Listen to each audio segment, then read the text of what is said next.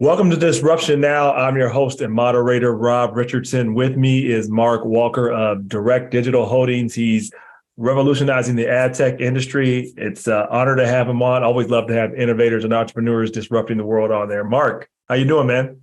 Good. How are you doing, Rob? Hey, I can't complain, man. Things are good. It's another day.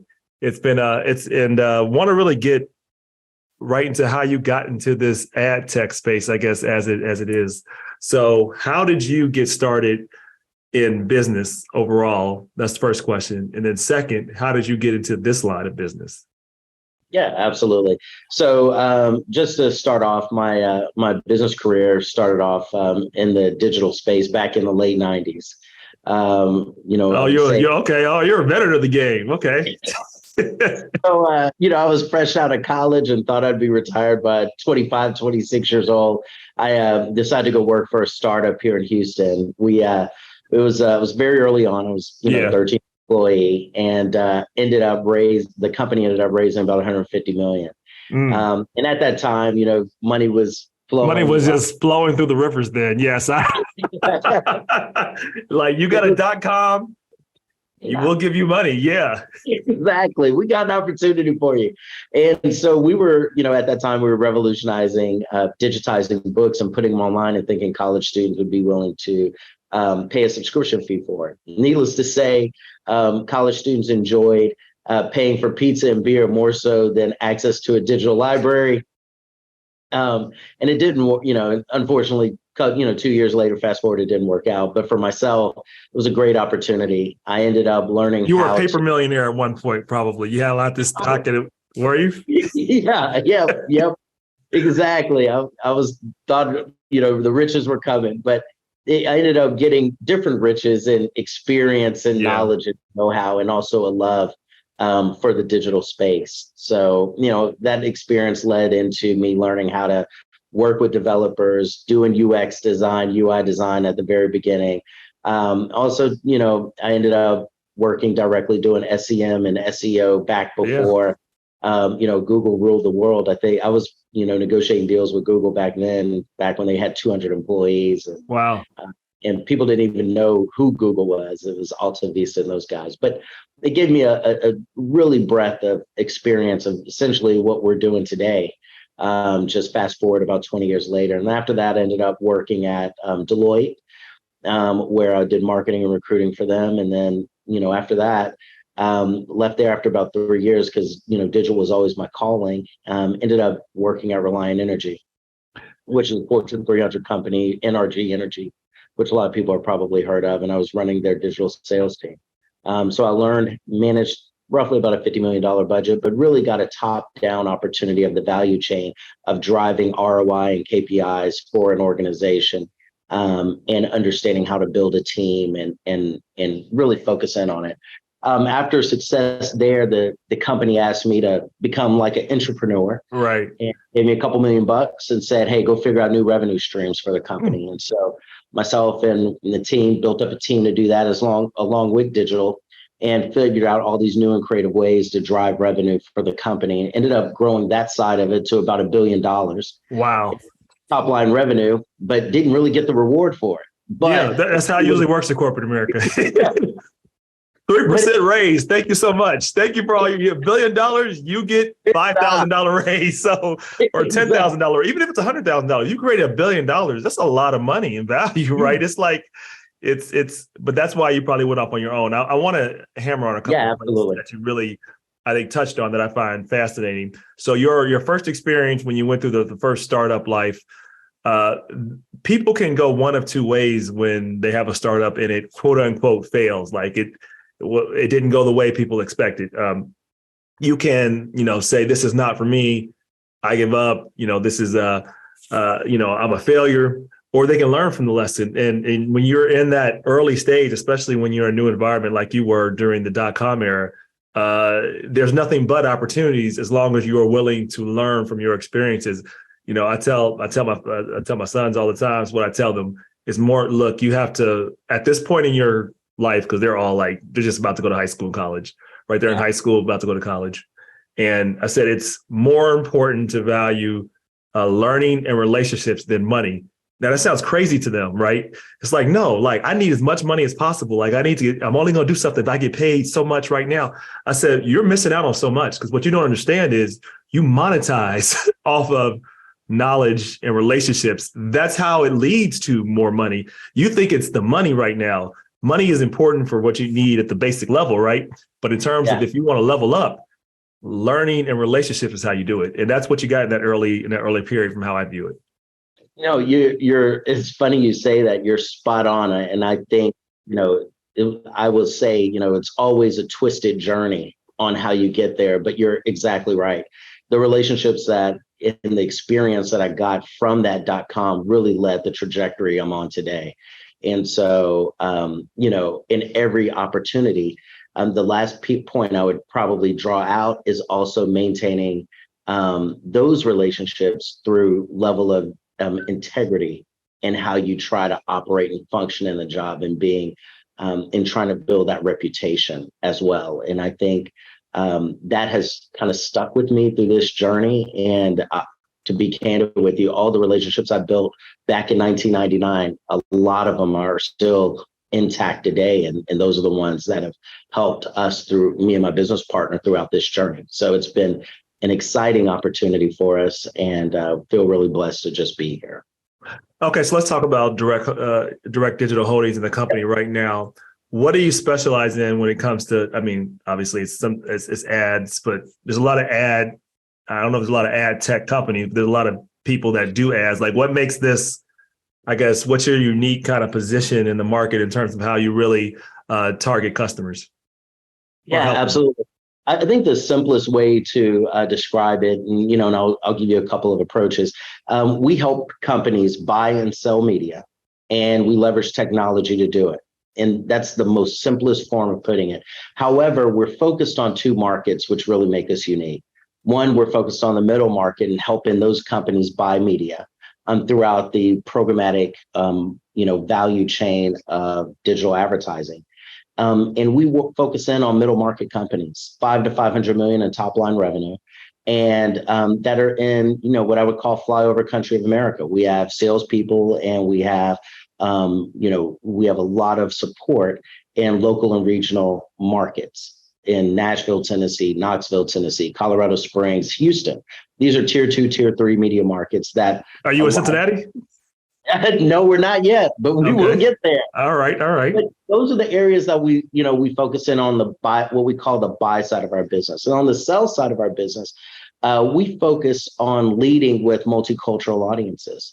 After Reliant or NRG Energy, I went over to Ebony and become COO. And that's really when I had the first opportunity to work with my business partner, Keith Smith, who we had known each other for 30 years, but he ran a private equity shop and made an investment in Ebony Media. I ended up being the COO there, helping them through digital transformation. But what we saw as the opportunity was a lot of these multicultural publishers were being left out of the programmatic ecosystem just from size and scale.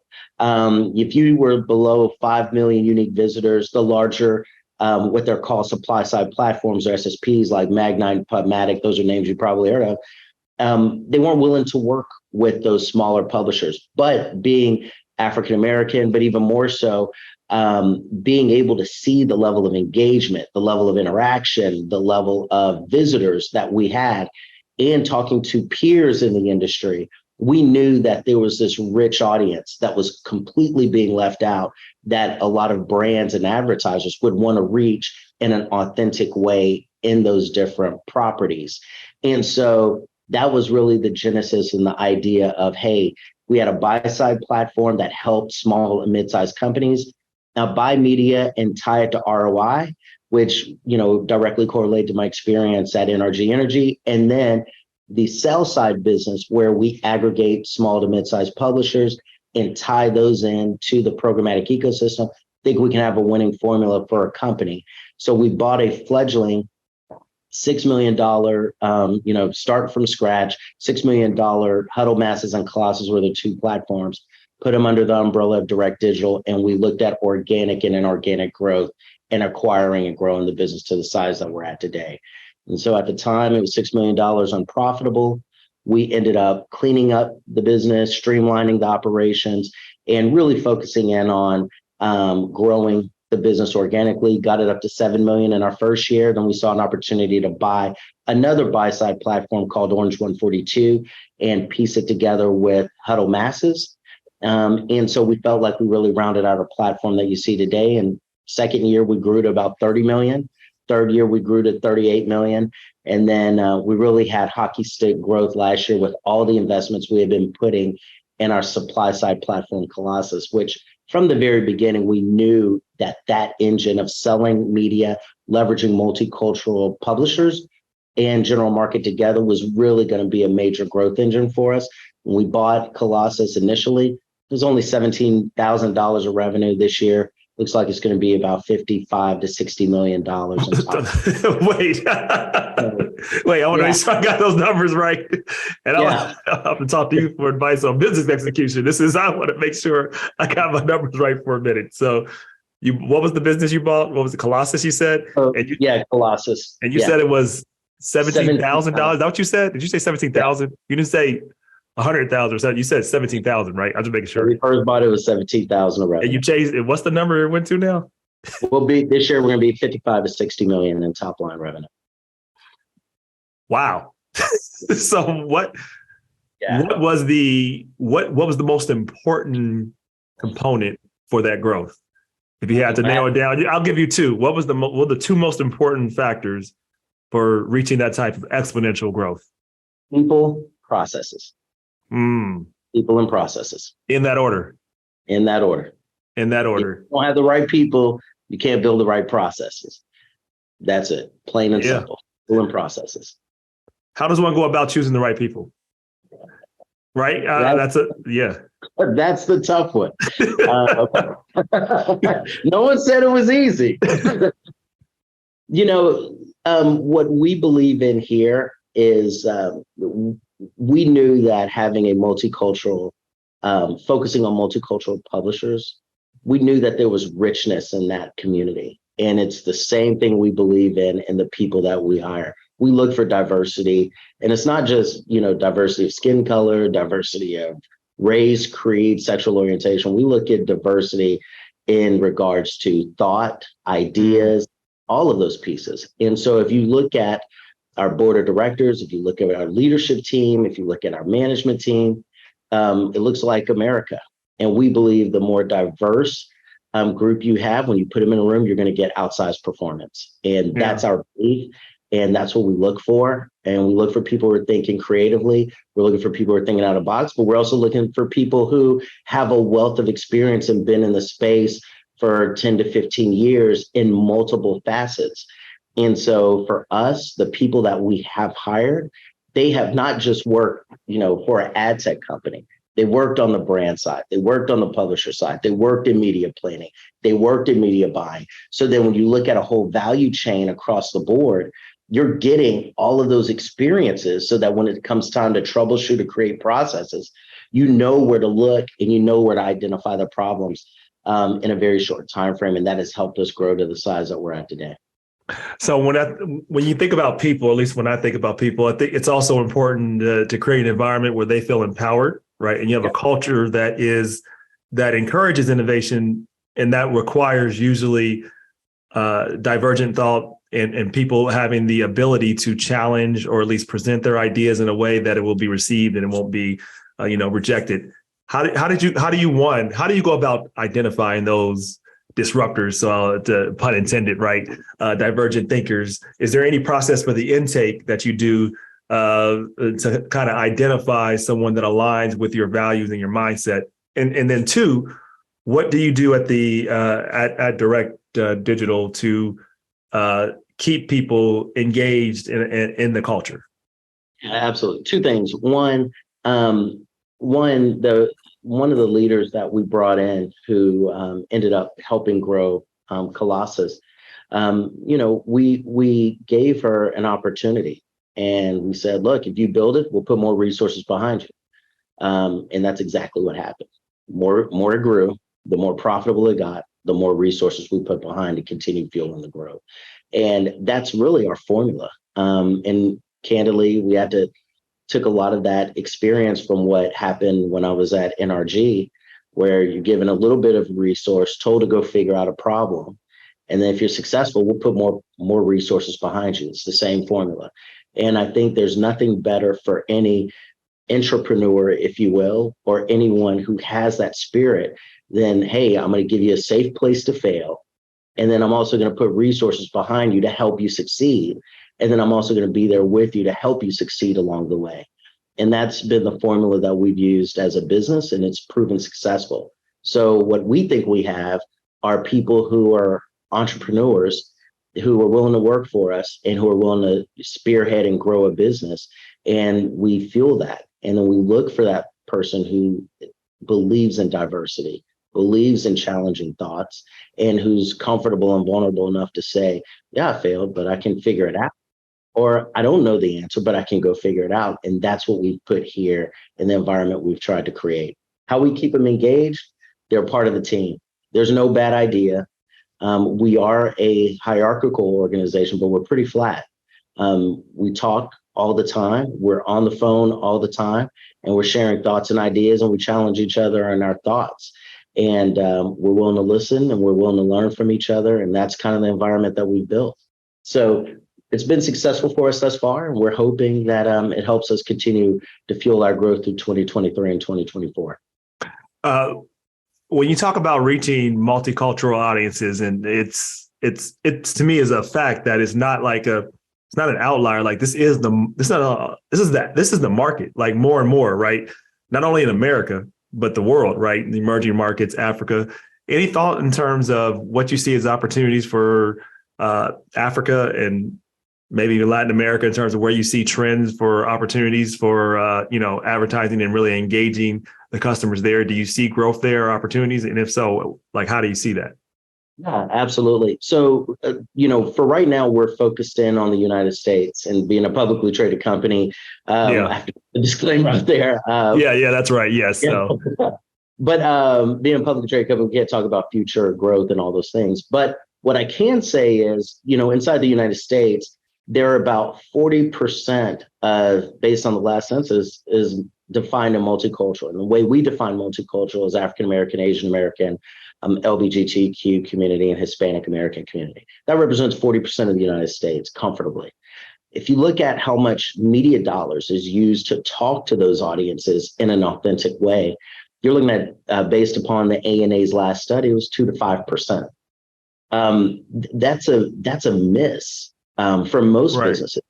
And what we are out here evangelizing is, look, we're not here to just say, hey, you need to spend money with these audiences because it's the right thing to do. We're here to say it's good business. Exactly. And I promise you, if you spend money talking to 40% of the US population, it is going to actually yield a result. So it's not this 5-10% that you have during good times and then you cut during tough times. It's actually your growth engine. So like our business, we tell people that's where you should be focused. That's where you should invest. We've been investing in those communities since 2018, and it's paying off for us. And we've been able to outsize growth. Sorry about that. We've been able to outsize growth during that time frame, and we're expecting, to see that in the future coming up forward. Okay, a couple of rapid fire questions here as we kind of wrap towards the end. What do you see as the future of ad tech, the future disruption of ad tech? Yeah, I think what you're seeing is two things: data, and more data. I think data is going to fuel ad tech in the next 2 to 5 years, and I look at 2-year trends, right? Because it changes every 2 years. I think you're looking at data is going to be the number one disruptor. It's already here, but you're going to see even more of it. I think the acceleration of the adoption is the second piece. And what I mean by that is in regards to the acceleration of the adoption is I think COVID really put us in a unique situation where for 2 years, everyone sat at home. For 2 years, marketers were trying to figure out, how do I reach those people? And even more so, it turned into, wait a minute, if I don't have the capabilities to reach those people, I'm at a complete and total disadvantage. I think it feeds right into our business because local and regional advertisers were the ones who I would say got caught flat-footed during that process and now are starting to make that change. Agreed. So I think purchasing behaviors is the consumer was by far the biggest disruptor, when now all of a sudden it has become important, where digital has now moved to me in the forefront. And that's the actual transition that you're starting to see today. So outside of data, the consumer was the biggest disruptor that actually occurred. And now you're seeing a rush to efficiency is what I call it, because I've been through 2 of these downturn cycles in the macroeconomic market, that you'll see more rush to efficiency and more rush to digital in the upcoming future for the next 2 years. So I'm quite bullish about the space right now. Okay, completely agree. This is a question that throws people off sometimes. What's an important truth you have that very few people agree with you on? Oh, wow. I'll tell you, diversity is deliberate. Yep. So that's the ethos we live by here. Or the lack thereof. There you go. You said it, not me. All right. Yeah, I said it. I could be the disruptor. Diversity is deliberate. That is the truth I live by. And if you believe in diversity and you look at your friend group on Facebook and everyone looks the same, you got to ask yourself the tougher question. Where's my blind spot? Yep. All right. You have a slogan or logo that, symbolizes your philosophy in life or business. What would that be and why? Yeah. The philosophy or the logo that we use here, the tagline we use here, is digital marketing for everyone. And we believe here, the small entrepreneur to the large corporation, digital, it should be used for every small business, multicultural publishers, everyone that's out there. It's a way to get into business. It's the democratization of business. And so if you're not in that space, you should, because it is just the ripe opportunity for you to grow. And that's kind of the ethos we live by here. What would you say is the most important factor in your success as a leader and as a business? Having great people around me, having smarter people around me. Most of the people who are around me are much smarter than me, and I'm just happy to be here and to learn from them. So people, and more so the talent level that's around, they're brilliant, and you give people the right opportunity, especially brilliant folks, they're going to do a great job. Mark Walker with Direct Digital Holdings. Great to have you on. Look forward to having you on in the future and collaborating more. Absolutely. I appreciate your time, Rob. Thank you.